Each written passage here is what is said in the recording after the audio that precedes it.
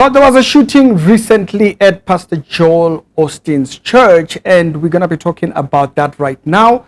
I think the most important aspect of this particular news is the heartbreaking aspect of it, that there is a woman who was shot, and she is actually the prime suspect out of this entire thing. And unfortunately, she had come with a child, and that child also might have suffered injuries and so forth, and right now is actually in the hospital. And so I want to talk about that particular story, but also who is Joel Osteen and how we know Joel Osteen and aspects of things that might have caused it, until the police actually give an update on what actually happened or who the woman was, once they have kind of like dug a little bit into her and who she was.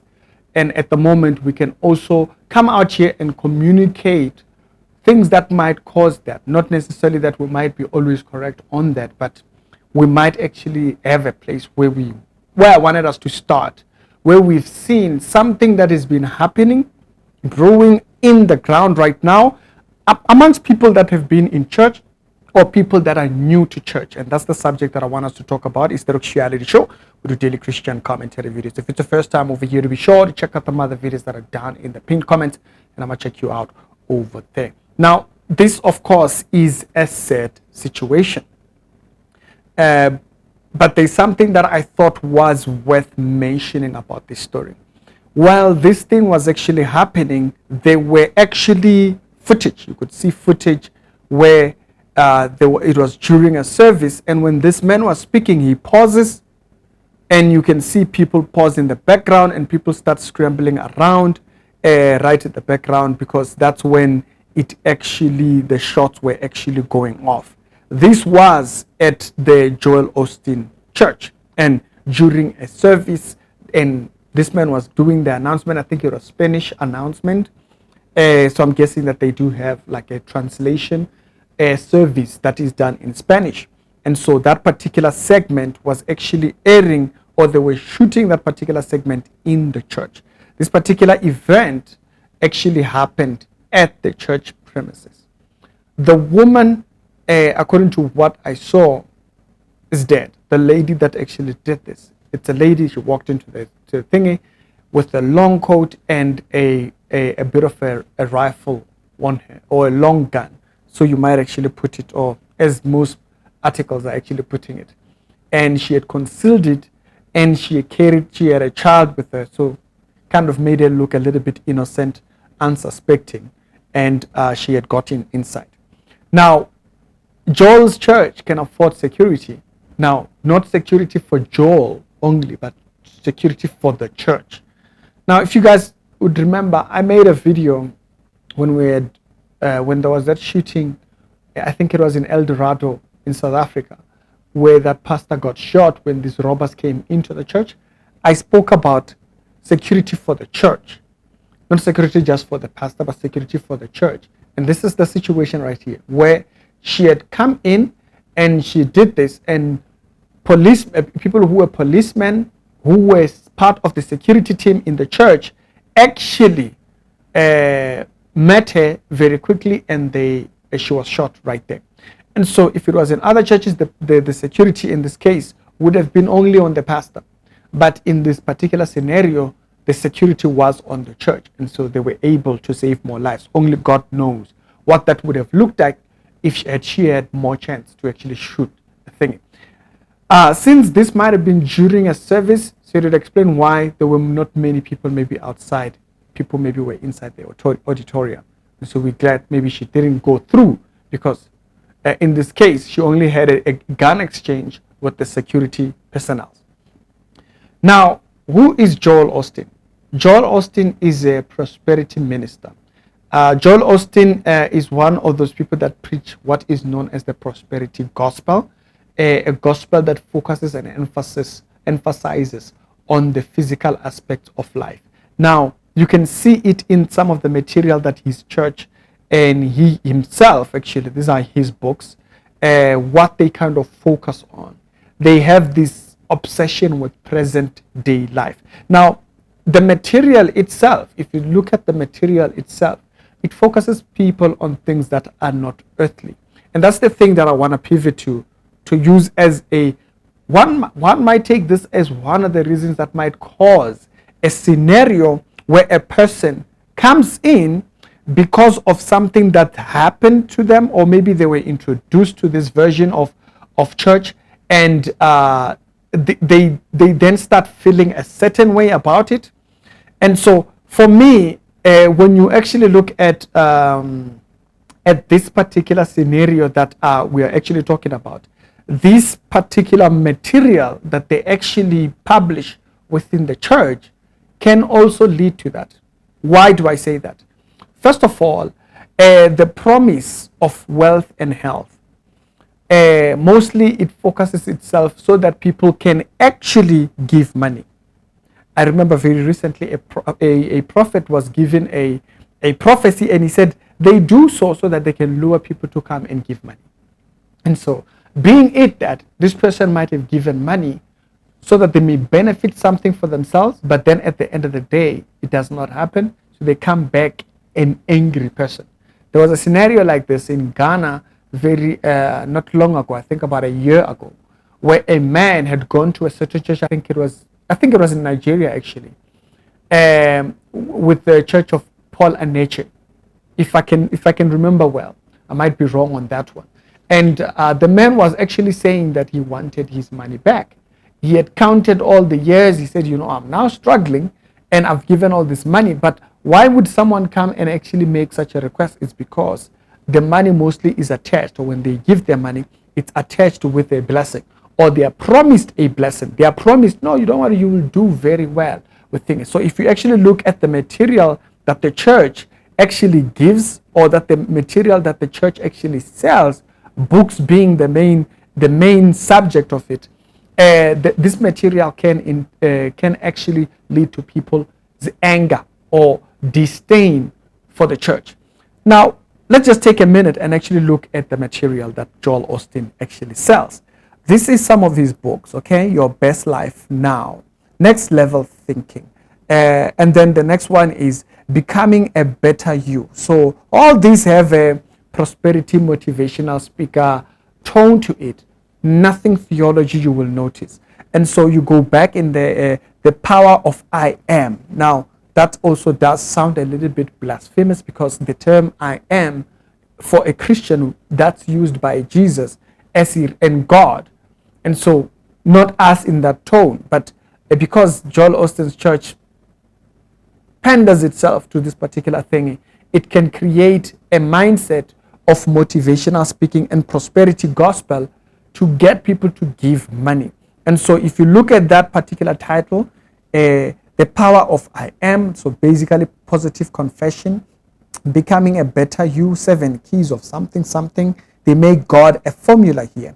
Your best life now, becoming a better you, and then you can see I declare whatnot. Notice that in all his books and material that he sells in his church, there's nothing about theology. All his books are about motivation and finance and physical material. As a matter of fact, one of the quotes taken from one of his books, which is Your Best Life Now, there was a Christian publication that actually was critiquing Christian communication worldwide. They said a doctrine of discontentment. So why do they style it, or why do they say it's a doctrine of discontentment? It's because people are only going to be angered by this material when these things don't come through, okay? And so might lead to people like this woman here. If it's not an issue of a person who's suffering from mental illness or something like that, it could be a person who's so angry, or is at a point of so much anger to a point where they feel the only way they can actually get back what it's by coming and doing something silly like this person actually went through. A doctrine of discontentment, so not being happy with what God has given you. Joel Osteen's primary focus throughout chapter number 1. So remember, this is from Your Best Life Now. From chapter number 1 to part number 2 is financial success and material gain. In the introduction, the reader is encouraged to dream. Someday I will earn more money and I won't have to worry about paying the bills. God wants to increase your increase you financially, Osteen writes at page number 5, even if you come from an extremely successful family, God will want you to go further. So you can see the motivation for it. It's consistently, it's basically, it goes to give money to me, and God will increase you. Even though you are well off. So there isn't a finality to it. It just keeps going and going and going and going. And prosperity gospel feeds off of this type of hungers that people have. And where does it go then? You have to give it. Okay? Now that's manipulation. Giving, there's nothing wrong with giving biblically, as a person has decided in their heart, knowing that the money that they're giving to the church will be of help in the ministry where they are serving. Okay? That's biblical. But then there is this type of giving that's been emphasized here, where material blessing comes because one is thinking. He says, get rid of all your small-minded thinking and start thinking as God thinks. Think big, think increase, think abundance, think more than enough. Many people settle for too little, basically. And so this scenario of gospel, it can create people that are so angered that it actually leads them to the events that we have right now. Because now they feel like they have to make right. Okay? This gospel, because you've robbed them, basically. You've robbed them of their material worth. Now they feel like, no, there must be a payback. So it can create that type of a scenario. The type of material that Joel Osteen himself publishes encourages a very wrong narrative biblically. And so it can encourage people who are in this particular position, people that might have mental issues that they're dealing with. Because otherwise, how do you even explain that the lady went to the church with a rifle intending to do harm with a child? It kind of becomes concerning, but you can see the harms of this particular prosperity gospel. It can cause people, unless this lady was coming to shoot someone else. The update will probably come up. This story is still new. I'm just showing one area where we've seen with proof that people are starting to be very angry towards certain churches which they went to because they lost their finances in that particular church. Because they were not made to be content in what they had. You can hear how he writes his material. Even if you have, God wants you in abundance, and his abundance is a version or idea that he has. So in this situation, because the church did have security, this lady didn't get too far, and she was shot right when she was entering. But unfortunately, the child that she had is in the hospital, injured, because she was right with the child when the police had to respond. So a lot of this material that's prosperity gospel, it's creating this environment. It's creating individuals like this. Now, I've talked to many people that have lost a lot of money through many false prophets. They were prophesied wrong, they were prophesied falsely, they were told to do this, that, this, override their own decisions in order to, and it has led them to a certain position that they cannot account for. That they themselves are now asking themselves, how did I get here? Now, when the update comes up on this particular story, we will come back. But we need to realize why there is an anger that is brewing in people who are worldly, who turned into the world, backslidden, completely far away from the confession that they once proclaimed. It's because these people, they came and unfortunately, itchy ears took over more than the gospel. It creates problems and it creates an environment where people feel like the church is the one that actually owes me. And God forbid that they actually resort to things like that. It's Ricky. I'll give you an update once we know more on this particular story. Watch out for the teachings that you hold and the teachings that you actually teach. You can see in all his material, all his books, there is nothing about theology, because that's not the concern. The concern is that this person probably is not even called. He's a motivational speaker. Instead of doing that, he became a church pastor because his dad had a church. So it creates individuals like this who do not care about the message of the gospel. It creates individuals who are self-centered, self-numbed. So they create messages that are not fitting for the gospel. But unfortunately, in this case, we are not fully aware of all the details. But once the details fully come out, that could be one of the examples. I'll just giving that as an example. If you continue to teach that, you remember the guy that I was talking about from Nigeria earlier on. That gentleman was so angry at that church that he was going to, that he actually had resulted to going on social media and blasting that church. He said, I want all my money. Y'all owe me. Because people are teaching. I can't say we are, because they are teaching that nonsense. It can create an environment where people feel entitled that, you know what, they are going to be the judge and jury of what judgment y'all deserve because of the wrongs that you've done to them.